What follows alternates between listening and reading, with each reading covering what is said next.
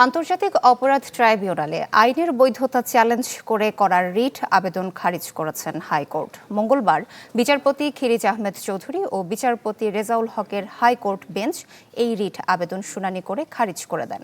রিটের শুনানিতে আইনজীবী মহসিন রশিদ আইসিটি আইনটিকে অবৈধ দাবি করে এই ট্রাইব্যুনালকে বিচারিক হত্যার হাতিয়ার হিসেবে ব্যাখ্যা দেন। গত ৭ জুন রিট আবেদনটি করা হয়। ২০০৯ ও ২০২৪ সালে আইসিটি আইনের সংশোধনী আনা হয়েছে।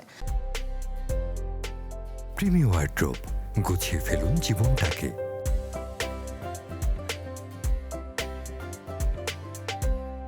হাইকোর্টের আদেশের বিরুদ্ধে আপিল করার কথা জানান রিটকারী আইনজীবী।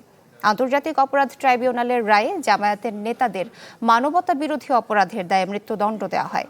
বর্তমানে সাবেক প্রধানমন্ত্রী শেখ হাসিনা ও তার সরকারের মন্ত্রী এমপিদের বিচার চলছে। একই সঙ্গে বিভিন্ন অভিযোগে পুলিশ, র্যাব, বিজিবি, সেনাবাহিনীর সদস্যদেরও বিচার চলমান রয়েছে।